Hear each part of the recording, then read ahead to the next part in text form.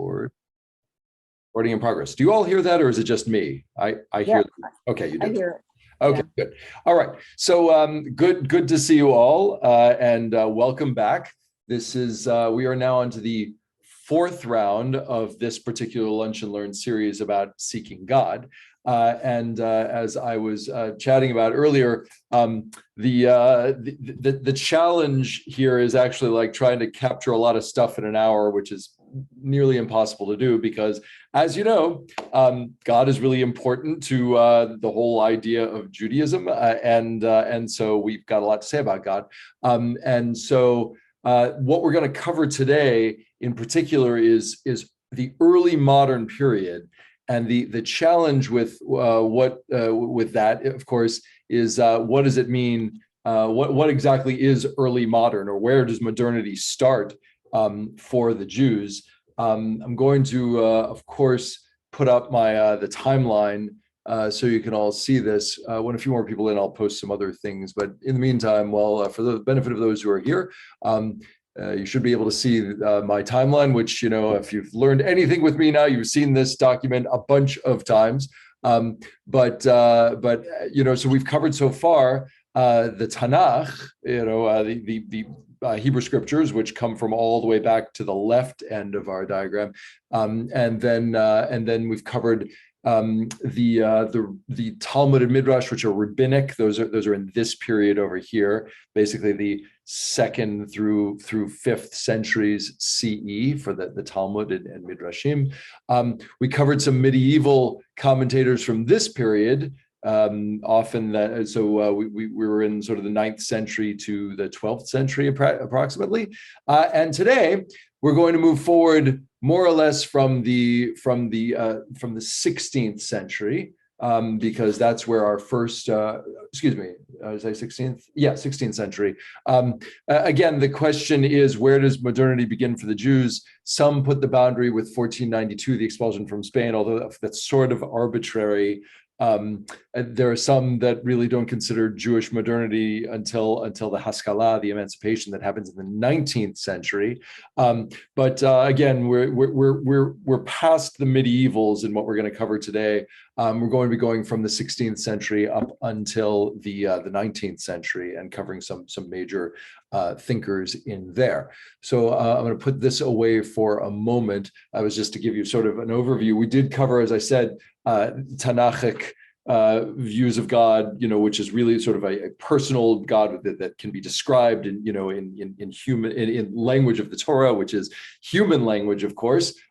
We'll talk a little bit about more of that when we get to Spinoza in a few minutes. But the Tanakh actually has, we are probably most familiar with those descriptions of God. We talked a little bit about Talmud and Midrash and the stories of God that we find in the Talmud. Those tend to be more answering the question of what the Jews do now in the wake of the destruction of the temple and the loss of their control over the land of Israel. And so they're responding in some sense to, well, where is God? And is God helping us now? And can we still atone for our sins?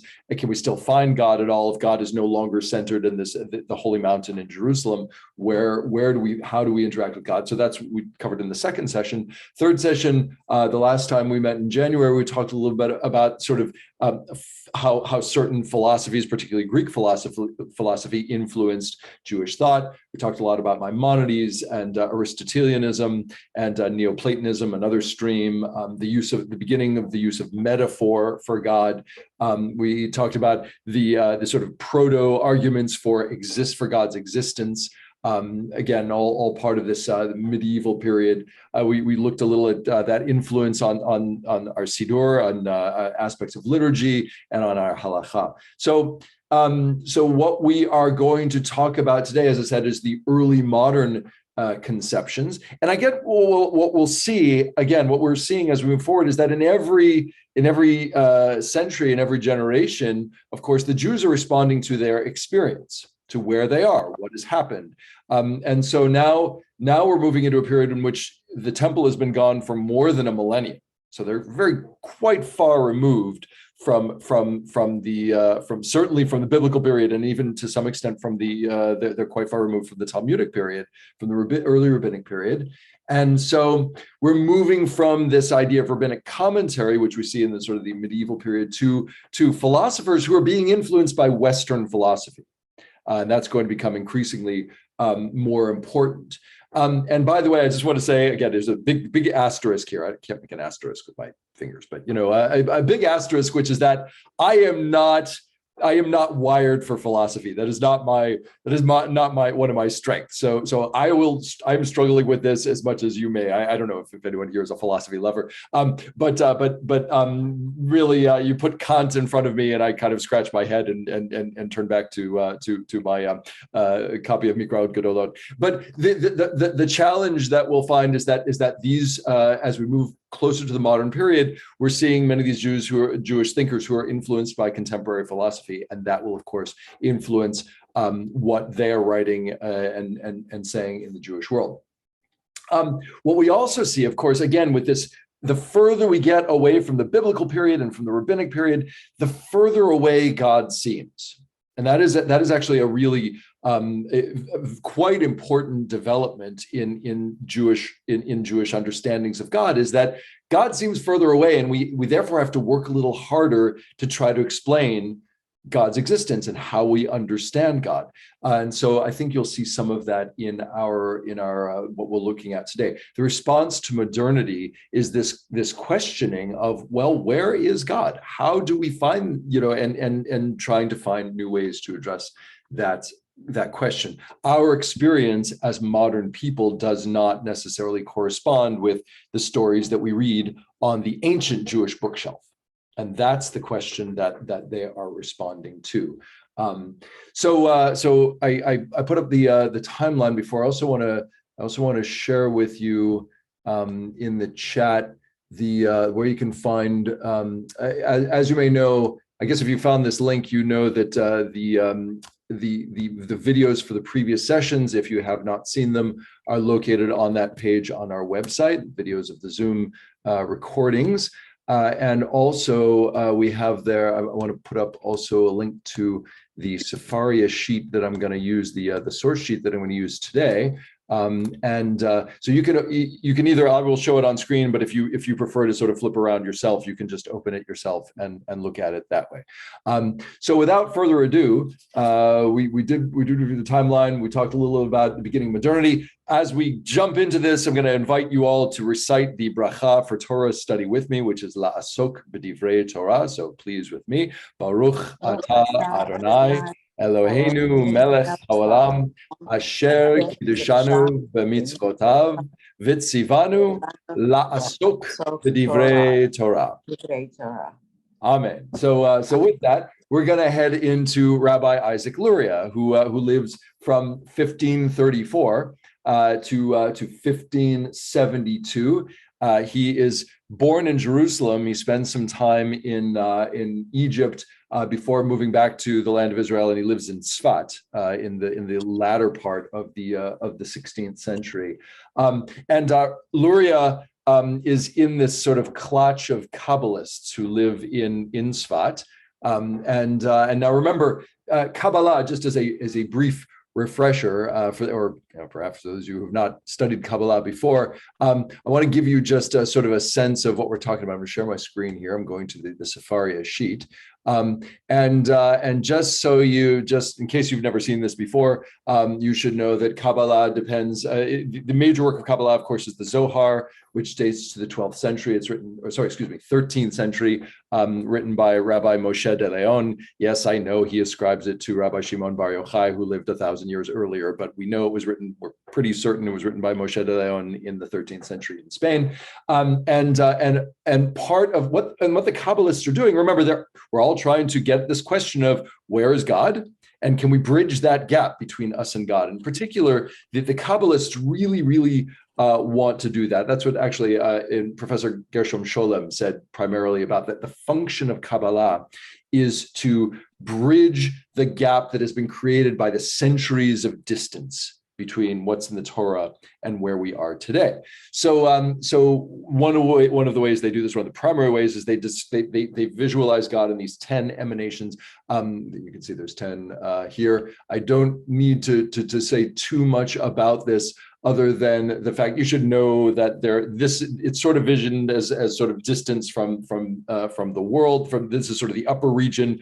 These Keter Bina Chochma, those are so far away that we can't really understand them. The top 3 Sfirot, the lower 7 are closer to us, and Shekhinah is God's presence in the world. That Shekhinah would have been the God's presence that dwelt in the temple precincts when the temple was standing. It filled the Kodesh HaKodeshim, the Holy of Holies inside the temple. It was God, which was described as God's footstool on earth. So again, these get closer to us. Again, I don't need to spend a lot of time on this. Rather, I want to talk about Rabbi Isaac Luria, who actually develops, he actually uses these as sort of he teaches this kind of Kabbalah, but he also develops a new kind of Kabbalah in the 16th century. And what we find in his writings is a different approach. To some extent, he's responding to the fact that he lives with this group of people who are descended from Spanish exiles, who were exiled from Spain in 1492. Or maybe earlier, and they wander across the Mediterranean basin. Many end up in Turkey and of course Greece and Bulgaria, but some eventually make it to Israel. And what Rabbi Isaac Luria teaches is again, he develops his own sphere of Kabbalah,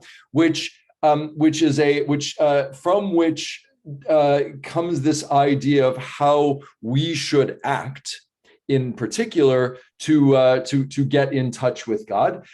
He starts by saying that, well, God is everywhere. God created the world, and in doing so, because God had filled the world, like the universe was just God prior to the creation of the world, God had to contract God's self in order to make room for the world. Okay? And that contraction is called tzimtzum. Literally means contraction, and God in doing so, in creating the world, contracted God's self. Also gave some room, not only physical space, but also gave some, shall we say, spiritual space for humans to have their own free will, to have the ability to choose good and evil. And this idea of tzimtzum includes that sort of physical and metaphysical space, you might say. And so God contracts God's self, and in doing so, God is filled with this sort of infinite light that is contained in these vessels. And when God contracts God's self, the vessels break apart because there's just no room for this infinite amount of light.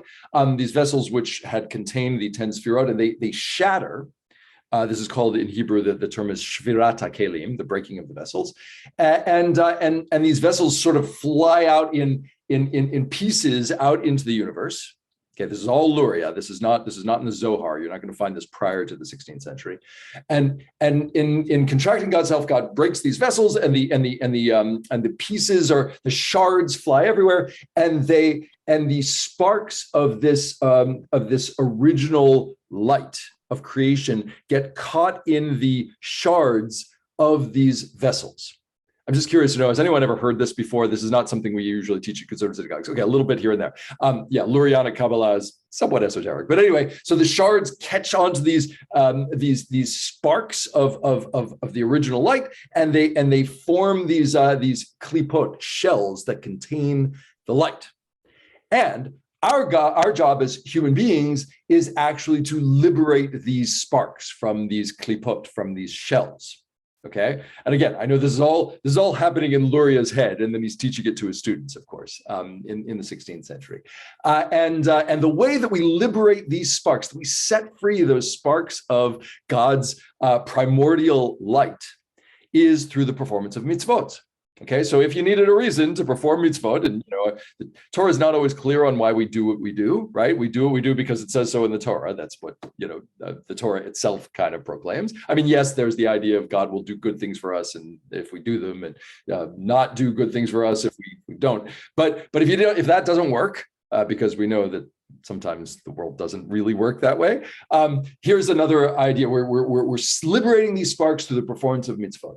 And in particular, by the way, he also says, Rabbi Isaac Luria, that the way that we learn the mystical secrets of the world is through learning together and sharing emotional bonds. Okay, and in particular, Luria cites the Zohar here when he says that this idea of creating these bonds to learn mystical secrets depends on love one for another. And that's why I wanted to share with you on the sheet here perhaps the most famous quote from Rabbi Isaac Luria, which you can find in certainly in some Sidurim, and in particular, it's found in both. It's in all the conservative Sidurim and of recent vintage. For example, in Lev Shalem, you'll find this up front. It's I don't know, page like in the morning service, you'll find this. It says, "Hareini mikabel alai mitzvat haboreh ve'ahavta l'reacha kamocha." That Rabbi Isaac Luria instructed us that every day we should say the following: I hereby accept upon myself the mitzvah of, literally the Hebrew here is mitzvah haboreh, which means the mitzvah of my creator, the mitzvah of the creator. Okay, which he's saying the primary mitzvah that God wants us to perform is love your neighbor as yourself. That's a well-known phrase from Parshat Kedoshim, which I know you all know is my favorite parsha. It happened to be my bar mitzvah parsha as well. You shall love your neighbor as yourself. And so every day, says Rabbi Luria, we should remind ourselves of this fundamental obligation to love one another, because that's how we get to the mystical knowledge that will help us to perform the mitzvot, will liberate the sparks and set free the pieces of God of God's divine primordial light, which is good for the universe and good for us. So that is that's about as quickly as I could describe Rabbi Isaac Luria's sphere of Kabbalah. I just want to make sure that again that those of you who have that you have access to this sheet. That's the link to the Sefaria sheet up there as well, so that you can, if you want to open it yourself, but that's what you're seeing on screen as well. So there's a little bit about Rabbi Isaac Luria. I know that was like a very heavy, like we're diving right into Kabbalah. It's interesting to note that Kabbalah, you can argue, is a modern take on God. Modern, or certainly early modern. I know the 13th century doesn't sound too modern to us, but remember, in Jewish terms, we've already, by the 13th century, we've been through the Tanakh and the Talmud and Midrash and medieval commentary, and we're moving on to a place where the Jews are in a different place. It looks like Eileen has a question.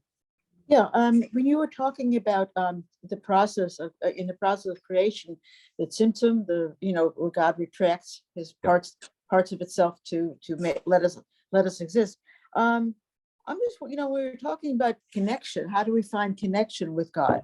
And I mean, I'm thinking, maybe I'm wrong here, I don't know, but we are already connected because we exist within the space, within that contraction. Right. And so because of that connection, we are empowered to draw down the light and the energies within ourselves.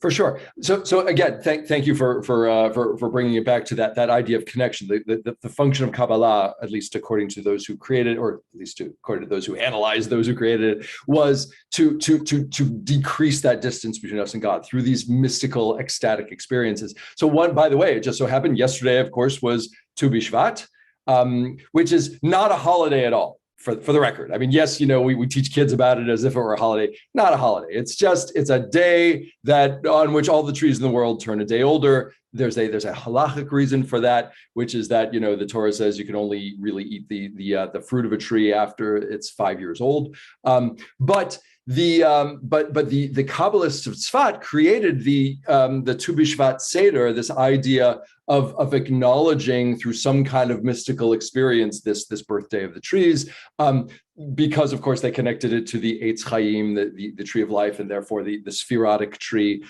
Trees have a sort of a powerful Kabbalistic image. So experiences like that were in service to this idea of reaching these sort of these mystical revelatory moments through special types of experiences. One reason why the use of nigun, for example, singing wordless melodies, is so popular in the Hasidic world is because they're using that to achieve this sort of like ecstatic experience that will bring them closer to God. It's very interesting that, of course, I come from a tradition. My conservative synagogue was not very interested, growing up, was not very interested in Kabbalah. We didn't sit around and have nigun circles. We didn't stay up late to hear the Rebbe come talk at midnight on Friday night. That was not our experience. Definitely part of those parts of the Jewish world that are focused on bridging that gap between us and God. On the contrary, our tradition comes the sort of the more, shall we say, rationalist tradition. And we're going to come back to rationalism in a few minutes. Is somewhat distant. And when you go into a not particularly mystically oriented congregation, you feel this very kind of like, this is us and God is up there somewhere, right? And you see that certainly in churches as well. That's kind of a worship experience for some. The goal with these Kabbalists was to try to make God feel closer, to cleave to God in a closer way. I'll tell you what. Any other questions or clarifications about Luria? Because I want to move on to Spinoza, because this completely lahavdil. We're going in a totally different direction. Yep. Yeah, just one question. Was Isaac Luria, was he the guy that was known as the Ari? Yes, Ari. So if you go to Tzfat, there are a lot of things named after Ha'ari. Ari is actually it's a Rashi Tevot, an acronym for Elohi Rabbi Yitzchak. Elohi, the godly, the divine Rabbi Isaac is Rabbi Luria. And by the way, if you go to Tzfat and you go to there's a synagogue called Beit Knesset Ari or something, the Ari synagogue. I don't think he actually davened there because I think it was only built it was built after he died, but it's just they're trying to capitalize on tourist dollars, I think. But it is worth noting that the impact of the Ari is, when you go to Tzfat, there are a lot of things that are named after him because they for his presence in Tzfat was very very important. Let's move on. So Spinoza. Okay, Spinoza, of course, is a complicated figure. He lives in the 17th century, so we're moving few decades past Luria. Spinoza lives in Amsterdam. He's born in 1632. He dies in 1677. That means he was 45 when he died. By the way, Luria didn't live that much long. Actually, he lived even less. He was 1534 to 1572. He lived not even to be 40. So remember, these guys they're producing a lot for the time in which the amount of time in which they have on Earth. But Spinoza, whose given name is Baruch, we may know him as Benedict because he Latinized his name at some point. Benedict, of course, means Baruch, it means blessed or a blessing. And Spinoza was, of course, way ahead of his time. Perhaps the thing that we all know about Spinoza is that he was under cherem. He was banned by the Jews of Amsterdam in 1656. Very impressive to be under cherem at the tender age of 24. But he was obviously again way ahead of his time, not only in terms of his short life, but in terms of our ability to accept the kinds of ideas about God that he was speaking about at the time. Ultimately, he was sanctioned by not sanctioned, but he was also not exactly banned, but the Christian authorities did not like him either. Because many thought that both the Jews and the Christians, they thought that his teachings were heretical. Spinoza teaches from a method an idea that we talked about last time, which is the ontological argument for God. Ontological meaning that God's that our idea, our conception of God itself proves that God exists, that there's a deductive nature to that. That if God didn't exist, we would not have thought of God. So therefore, our having this idea about God proves God's existence. However, what made him heretical is that Spinoza did not see God as being an independent being. Rather, what Spinoza concluded is that everything is part of God. The only possible substance in the world is God. And I'm part of God, and you're part of God, and the bush that I'm looking at outside my window here is part of God. Everything is part of God. Nature, God are one. They are the same thing. Now, obviously, that is problematic because it speaks to the fact that God does not act independently of that. God and nature are the same thing. So however nature functions, that's how God functions. You have to admit, by the way, there is something sort of appealing about this. We'll come back to that, but Spinoza rejects any kind of supernaturalism. God doesn't talk to people. God didn't give the Torah on Mount Sinai. Rather, the Torah came from God, but only because of the fact that we are part of God, and so it's a product of the human mind, which is divine. Okay, so again, problematic, at least from the way that Jews viewed the world, Jews and Christians viewed the world in the 17th century. So he is, as I said, he's put in cherem. He is banned, excommunicated, and by the Jews of Amsterdam. Interestingly enough, by the way, I guess there was a movement. Just a few years ago, I read about this online, maybe in 2015, there are people who are advocating for that cherem to be lifted. It's officially still in effect. And the rabbi, apparently a cherem, I didn't know this, a cherem can only be lifted by the community that opposes it. So the rabbi at the synagogue in Amsterdam that originally banned him said in 2015, sorry, his views are still heretical, we can't lift the cherem. So just so you know.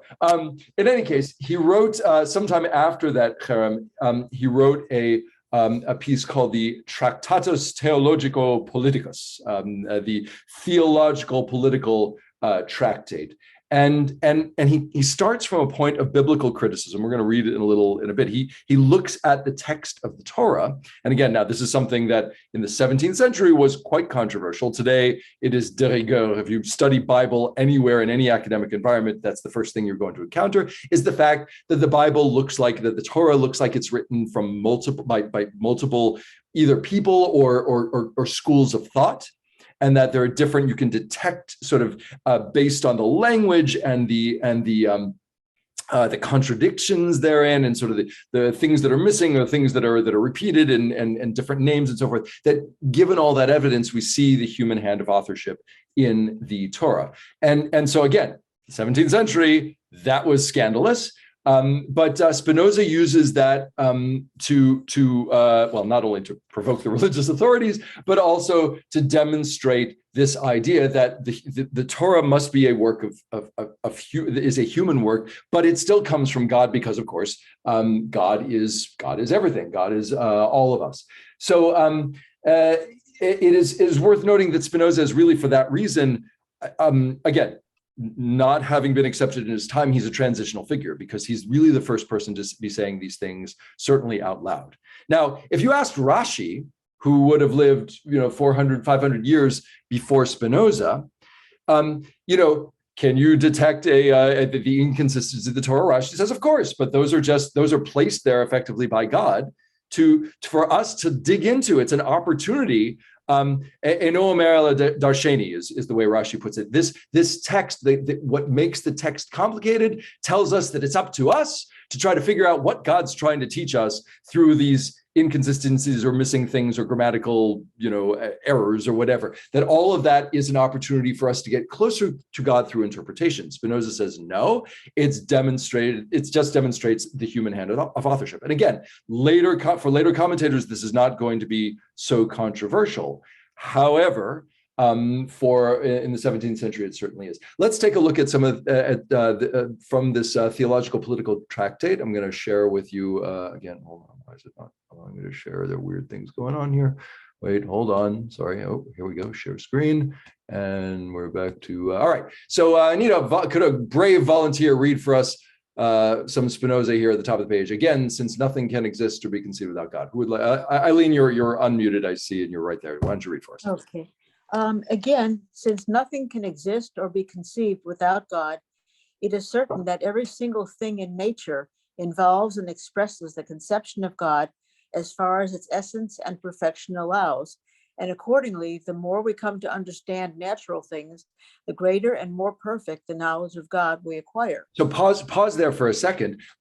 Spinoza is not denying God's existence. On the contrary, what he's saying is it's up to us to understand the perfection that God is. Again, we're all part of it, but we don't understand how this works. And the whole idea is he wants us to acquire more knowledge about God. Please keep going. Further, since knowledge of an effect through a cause is simply to know some property of the cause, the more we learn about natural things, the more perfectly we come to know the essence of God, which is the cause of all things.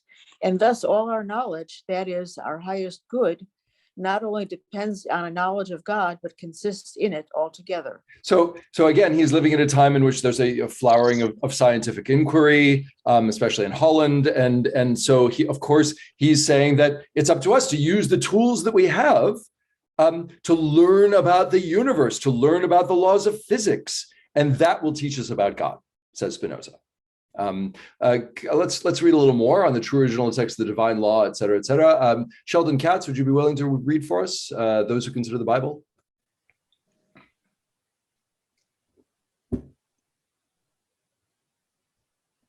Sorry, we're not hearing you. Can you, maybe you're unmuted, but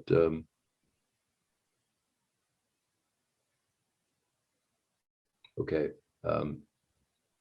Maybe we need somebody else to read. Can you hear me now? Yeah, we hear you now. Okay, great. Sorry, I had to switch my microphone. Yep. Those who consider the Bible in its current state a letter from God, sent from heaven to men, will undoubtedly protest that I have sinned against the Holy Ghost by claiming the word of God is erroneous, mutilated, corrupt, and inconsistent, that we have only fragments of it, and that the original text of the covenant which God made with the Jews has perished.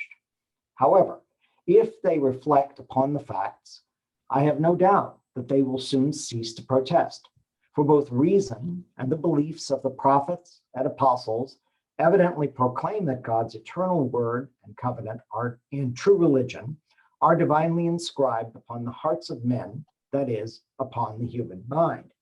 This is God's true original text, which he himself has sealed with his own seal, that is, with the idea of himself as the image of his divinity. Thank you very much. Yeah, so he believes there's some sort of or text that is somehow imprinted in us, and that the text that we have is human. And as I mentioned, he mentions up at the top here this idea by pointing out the inconsistencies. I'm wading, the religious authorities of the time believe that I'm wading into this forbidden territory, that we're not allowed to acknowledge that.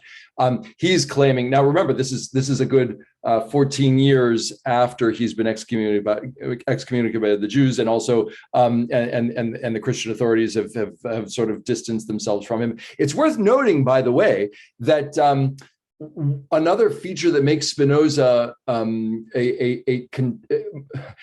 modern thinker is that he left the Jews. And we see even before he's excommunicated, he's already distancing himself from them somewhat, because he finds he finds the Jewish world somewhat distasteful. But he didn't convert to Christianity either, and he's still writing and publishing his work. Prior to some extent to the 17th and certainly the 18th century, prior to that, you were either Christian or Jewish. You couldn't be neither. Right, in that environment.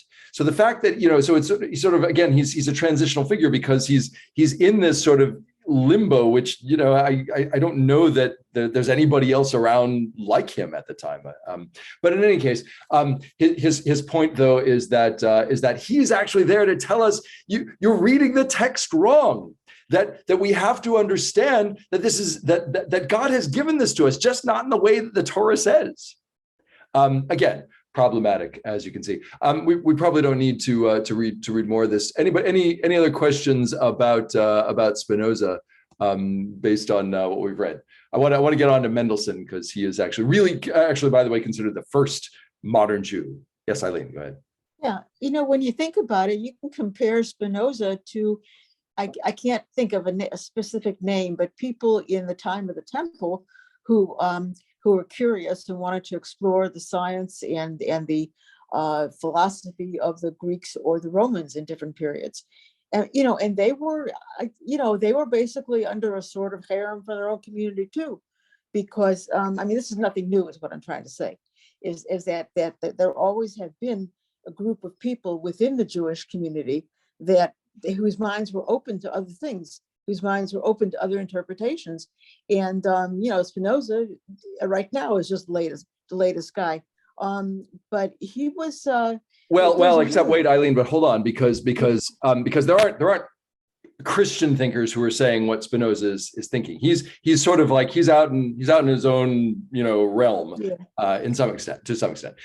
Listen, let me also but to your point, you're absolutely correct. Judaism has never lived in a vacuum. The Jews have always sucked up the ideas that are out there. And by the way, it's not just ideas, it's also music, for example. And we talked about that a little last year in our series. But yes, we have to interact with the people around us. You know that Hasidic groups today tend to be more isolationist. The further sort of right you go in Judaism on the Jewish scale, you're going to be more isolated and therefore more insulated, if you will, from contemporary ideas. But the reality is that, especially in the day of the internet nowadays, all sorts of ideas are always filtering into Judaism. That's the reality. And again, just a little plug for the conservative movement here.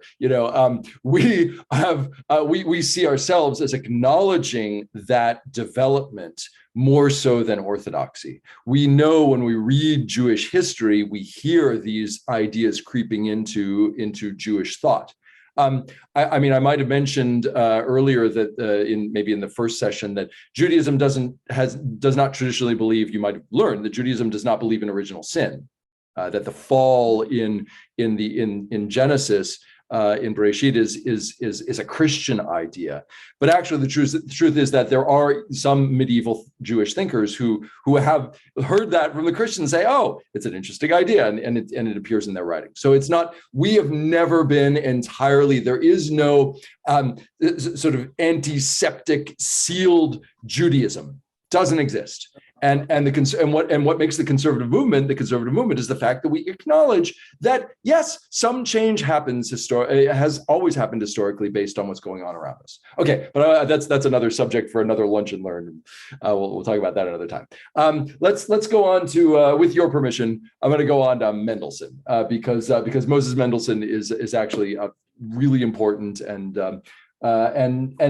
as I said, he is somebody that is generally considered the first modern Jew. Why is that? Because he, what I mentioned before about if you wanted to leave the Jewish community, you had to become Christian. That was mostly true up until the 18th century. Spinoza being a sort of a glaring exception, but Mendelssohn acknowledged that he was proudly Jewish.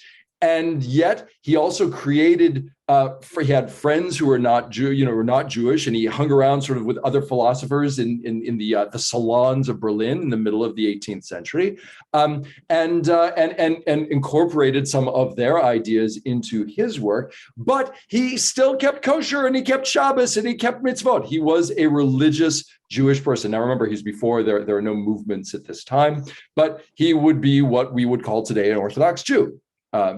Moses Mendelssohn was born in 1729 in Dessau, which is in what we think of as East Germany. It's I believe south west of Berlin. But he eventually migrates to Berlin to study with a rabbi there that he really loved, Rabbi David Frankel.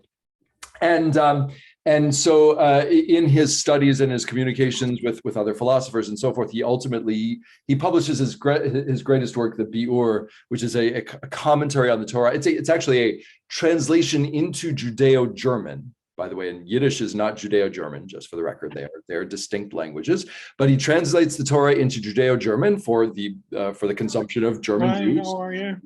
of the time. And he also writes a commentary in Hebrew to go along with that. And I'm good. Okay, there we go. That biur, that commentary, does incorporate some of his ideas, and he's a sort of a classic rationalist, somewhat like Maimonides.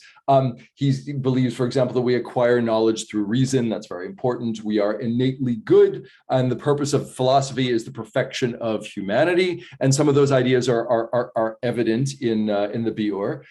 He's controversial because, again, in the Jewish world, you're going to have someone say, "Hey, that's great. We can incorporate these ideas," and then some are saying, "No, that stuff is Goyish. That is Christian. We don't do that. Not our stuff." So he is controversial in his time. But he and his students bring on what we know of as the Haskalah, the Enlightenment, which is really a 19th century movement. So it happens pretty much after Mendelssohn is gone. He dies in 1786. But he opens the door in some sense to modernity.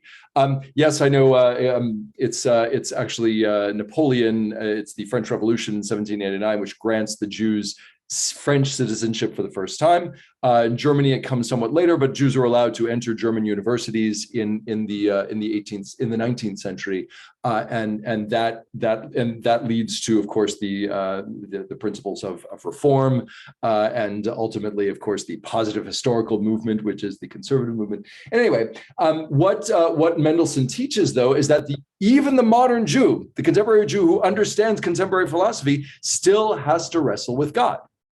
And in his writings, you see that he refers to God as being wise and merciful, this perfect being. He leans into God's goodness and righteousness. He's good with the ontological argument that Spinoza likes of that the idea of God comes from the existence of God. But he says that Mendelssohn says that we find God in our consciousness, and that can't have come from just ordinary human existence. It has to come from somewhere. The idea of God coming, of course, from God's self. So so he likes this idea of God as this perfect being, and it is up to us to try to learn about the world to understand this perfection. That God is actually seeking perfection for us. Mendelssohn accepts the existence of miracles and revelation, provided that our belief in God doesn't depend on them. That is to say, okay, it's nice to know that miracles are out there and God did them. However, the idea of God, of God's existence and God's nature, they come to us from a different place. They're not revealed necessarily the way that miracles are revealed. And speaking of revelation, which is, by the way, just a fancy academic word for Torah. Speaking of revelation, he believed that revelation that cannot contradict reason.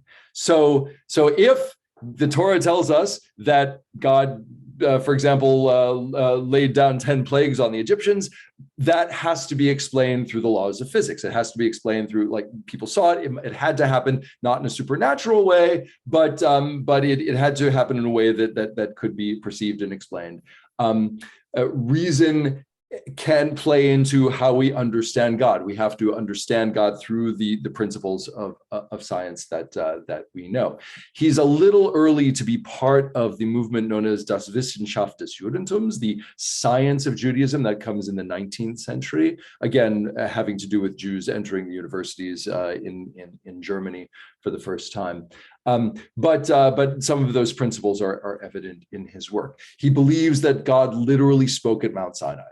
And that's God's nature. God, that's within we can somehow explain that through reason. And the proof, by the way, is in the Torah, was witnessed by all the Israelites. So of course it happened, again, according to Mendelssohn. So as with Rambam, he accepts the Torah as evidence of God's existence and literally written proof that these things happened. So we're going to read a little bit of from one of the books that was published later in his life called Jerusalem. Hold on, let me share this. Back to here. And this is really long and small print, but I'm just going to read a few passages that give us a sense of what he's talking about. I'm right over here, if you can see where the cursor is. The Israelites possess a divine legislation. He's distinguishing, by the way, Christianity is a religion. It's based on faith. Judaism is about laws. And this legislation, which comes to us from the Torah, laws, commandments, ordinances, rules of life, instructions in the will of God as to how they should conduct themselves in order to attain temporal and eternal felicity. Propositions and prescriptions of this kind were revealed to them by Moses in a miraculous and supernatural manner. But no, this is the interesting part, no doctrinal opinions, no saving truths, no universal propositions of reason. These the Eternal reveals to us and to all other men at all times through nature and thing, but never through word and script. What he is saying is that, I believe, we understand sort of the rational conception of God and the universe through our own faculties of reason. It's not what it says in the Torah, but it's up to us. That's not the written text. That's in sort of the, if you will, the oral text of human experience. I think is how he might have framed it. Can I get a volunteer to read here at number 1? These are essential principles of Judaism. Let's say who's next on my list? Alva, would you be willing to read for us where it says religious doctrines and propositions? Alva, you with us? So how about Maddie? Can you read for us? Maddie, go ahead. Religious doctrines and propositions, or eternal truths about God and his government and providence, without which man cannot be enlightened and happy. These are not forced upon the faith of the nation under the threat of eternal or temporal punishments, but in accordance with the nature and evidence of eternal truths recommended to rational acknowledgement. They did not have to be given by direct revelation or made known through word and script, which are intelligible only here and now. The Supreme Being has revealed them to all rational creatures through things and concepts, and inscribed them in the soul with a script that is legible and comprehensible at all times and in all places. For this reason, our much quoted poet sings. And he quotes here Psalm 19. Why don't you just read what he quotes from Psalm 19 here? The heavens.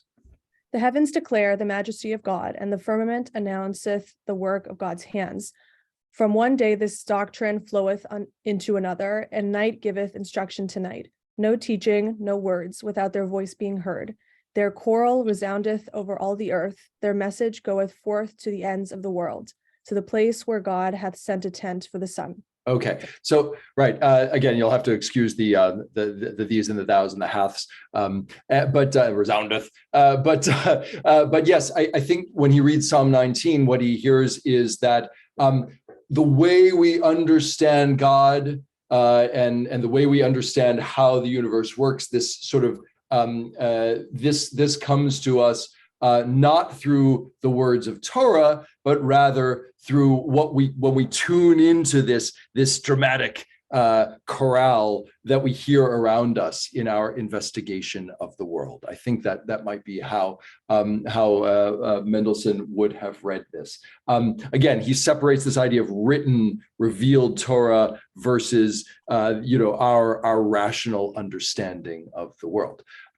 Great. Can I get another volunteer? Is Rich Fader there? Can you read for us about historical truths? Rich, are you there? I don't see you actually. I see blank screen. No, maybe not. There's Rich. Okay. Historical truths. I was on mute. Yeah, go ahead. Okay, let me move my chat. Where should I start, Rabbi? Number 2, historical truths. Okay.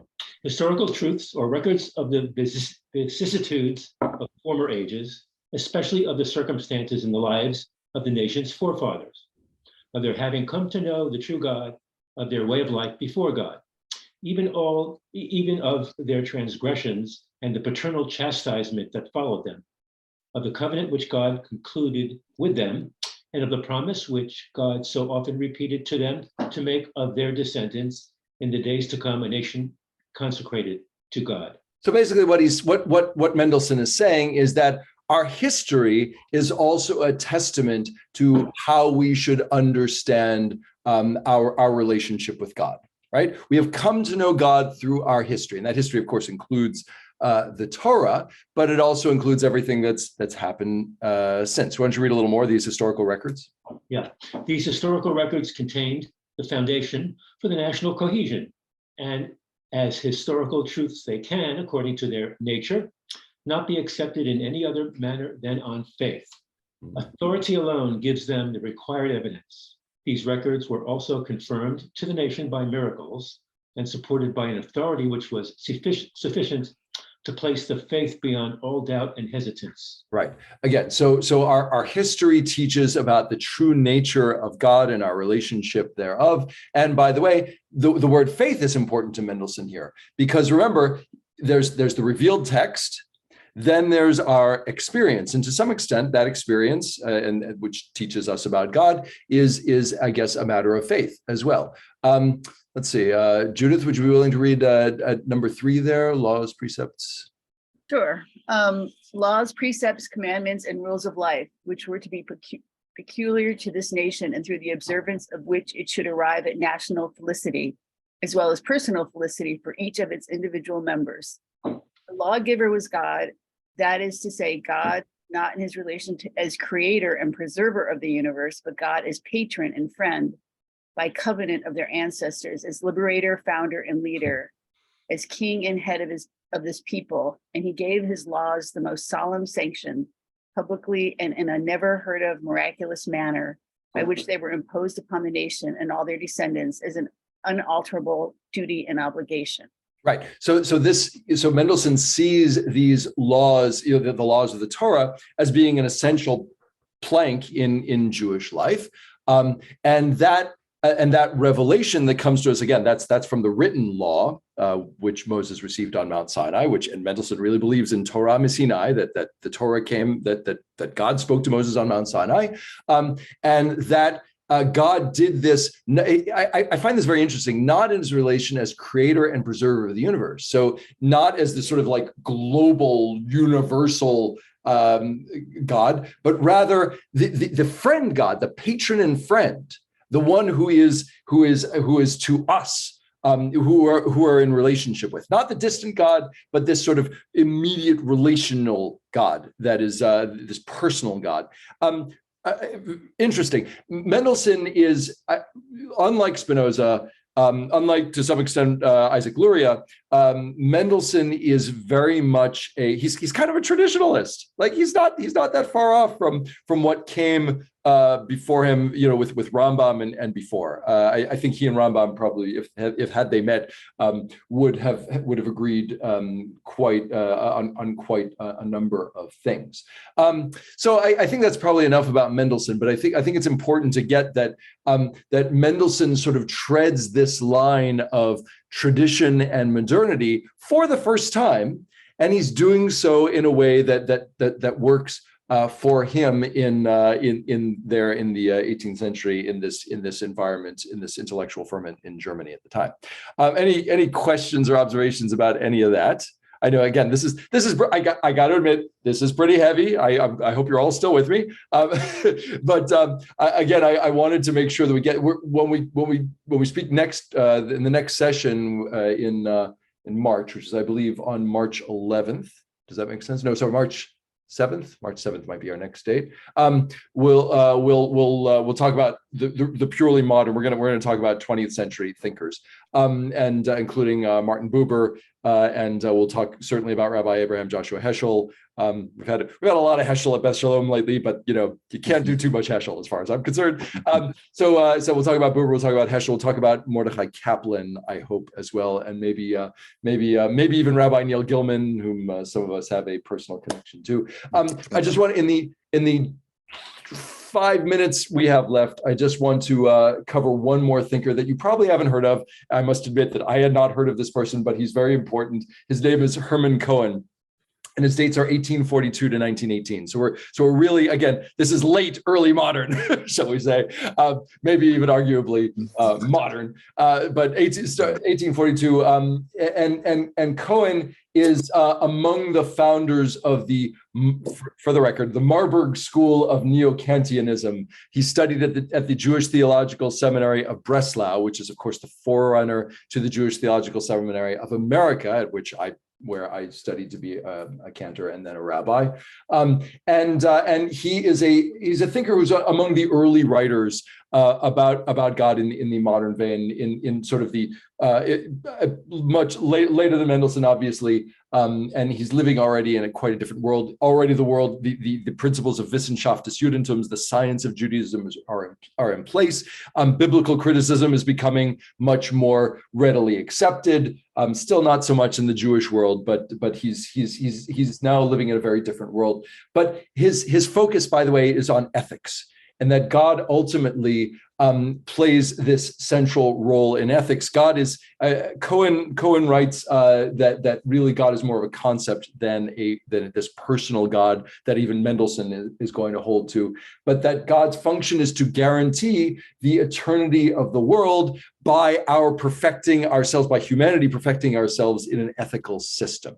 Our duty as humans, God gave us this framework of this ethical framework, and we aspire to fulfill that godly ideal. God's essence is existence, and he looks at the phrase that we find in Shemot in Exodus, where when Moshe asks God's name, "What is your name?" and God says, "Ehyeh asher ehyeh," I am that I am, or I will be what I will be, etc. Eileen, I see you waving there. What would you like to say? Yeah.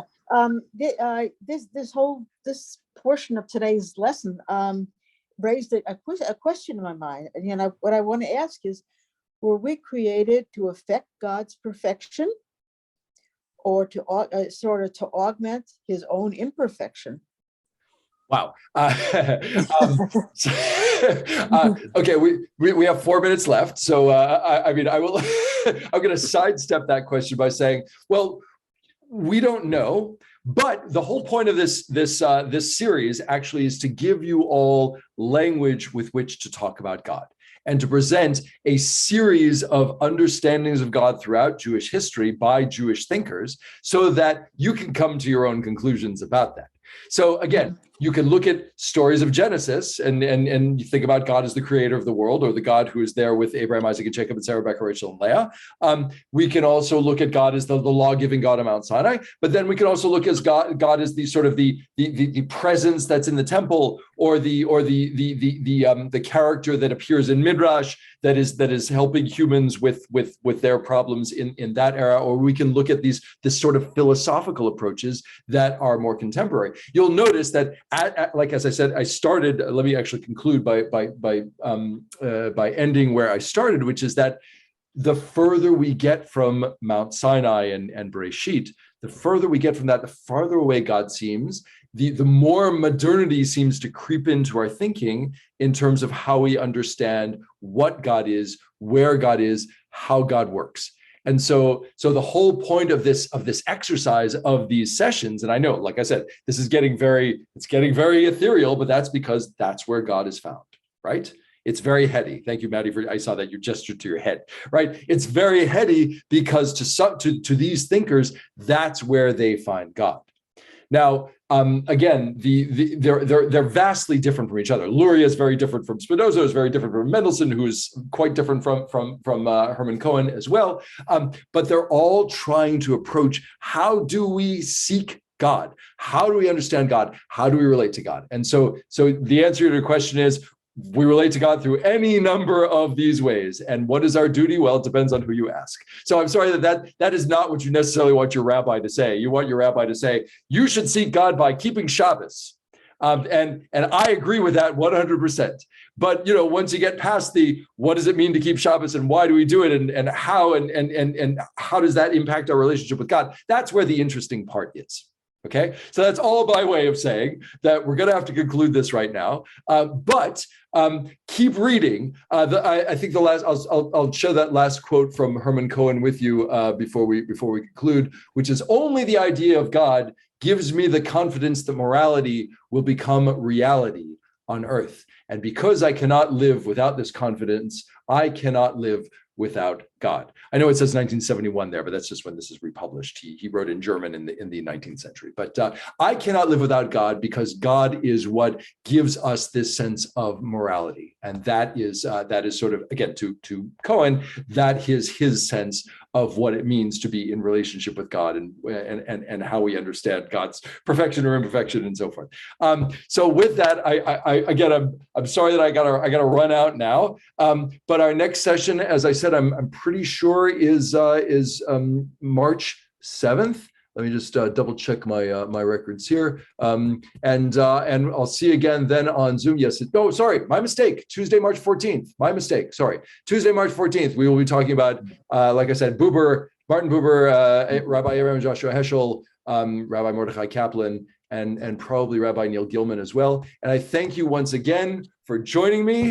And I want to apologize that we're no longer saying Kaddish Rabbanan. You know, I like at the end of a period of study to say Kaddish Rabbanan. That is the way that our ancestors used to conclude a period of study when they left the Beit Midrash. But at Beth Shalom, because we are no longer in pandemic mode, we are no longer counting this as a minyan. I'm sorry to say, you are all a minyan in my heart, though. So I'm glad thank you for joining me here today. And I will see you all soon, okay?